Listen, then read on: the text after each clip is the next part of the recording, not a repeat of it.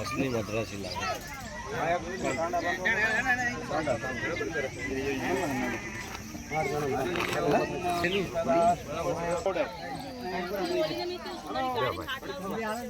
તમે જોડી ક્યાં ગઈ?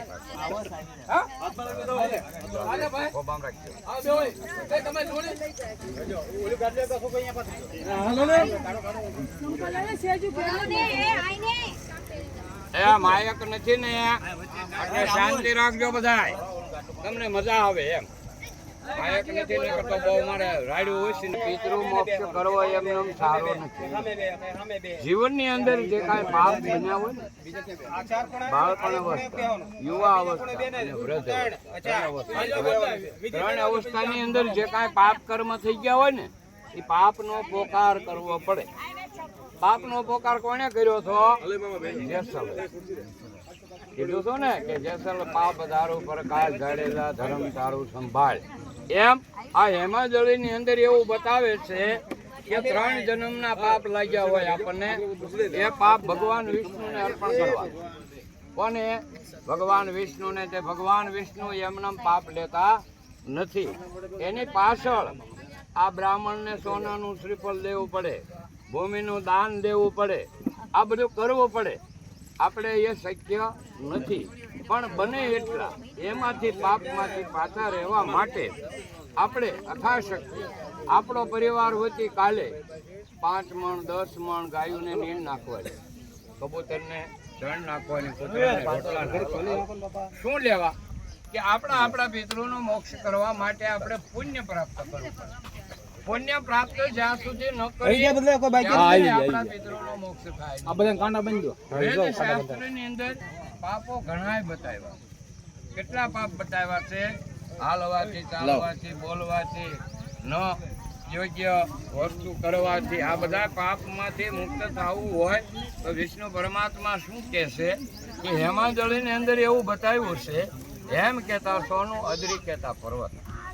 સોના જેવા બનો ત્યારે તમારી આ કર્મ પૂરું થાય. ત્યાં બધું રાખી અને હેમાજળી સાંભળવી. શું કામ હેમાજળી શું કામ સાંભળવી પડે?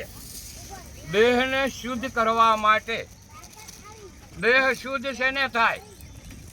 ગંગા, યમુના, સરસ્વતી, ગંગાજીના પાણીથી સ્નાન કરવાથી. પણ અંતરનો આત્મા જે મેલો છે ને એને શુદ્ધ કરવા માટે શું કરવું જોઈએ? કે આજે 4 વસ્તુનો ત્યાગ કરવો પડે: કામ, ક્રોધ, લોભ ને મોહ. તમને કહીએ કે આ વસ્તુ આમાં જોઈ, એમાં તમે લોભ કરો તોય તમારું કાર્ય શક્ય ન થાય ભાઈ. પછી તમને એમ કહી કે આવડું આમ કયો દાદા, આનું ઓલ્યું, આ બધા આપણા આજે પુણ્ય કરવાનું છે. પુણ્ય કરો તો પુણ્ય કરવાથી શું થાય ભાઈ? પુણ્ય કરો એટલે જ્યોતિ સ્વરૂપ ભગવાન. અત્યારે માતાજી ક્યાં છે? કોઈ ભગવતીને ભાડ્યા? હું તમને દેખાડું આગળ, તમે અડો છે. અગ્નિ છે એ માં ભગવતી છે, એ માતાજીનું રૂપ છે અગ્નિને. હવે આમાં તો એવું બતાવે છે કે આ બધા પાપ થઈ ગયા હોય તો પાપ કેવા કેવા કે ન ખાવા યોગ્ય વસ્તુ ખાધી હોય, ન યોગ્ય વાત સાંભળી હોય. બરાબર? આ હેમાજળી ટૂંકમાં શું કામ કરો છો કે આપણા સમયના અભાવને કે જો દારૂ પાન કરવું. હાલો આમાં કોઈ છે? કેજો ભાઈ.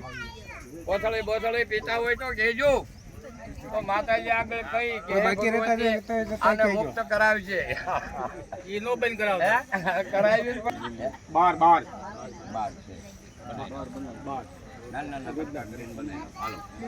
આ બધા પાપ, માતા પિતાનો તિરસ્કાર, બુદ્ધિપૂર્વક કરેલું પાપ અને અડવાથી, મેલા મંત્રનો પ્રયોગ કરવાથી, સર્વ જ્ઞાતિનો ત્યાગ, કર્મનો લોપનો અધિકાર વિના રસ, ઘી, દૂધ, દહીં વેચાણ કર્યું હોય, ગાય, ભેંસ, ઊંટ, બળદ વગેરે વેચ્યા હોય, આકાશમાં ઉડવા વાળા, જમીન પર રહેનારા પ્રાણીનું વેચાણ કર્યું હોય.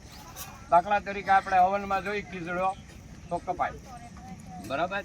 કારણ વિનાનું વૃક્ષ કાપ્યું હોય, રાજાનું ધન, માતા પિતાનું ધન પડાવી લીધું હોય, ગુરુ, બ્રાહ્મણ, દેવ, જતી સતી સંન્યાસી.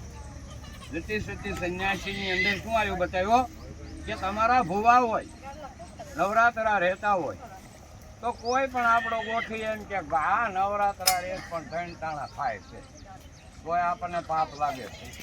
કારણ કે વ્રત કરનાર છે ઈ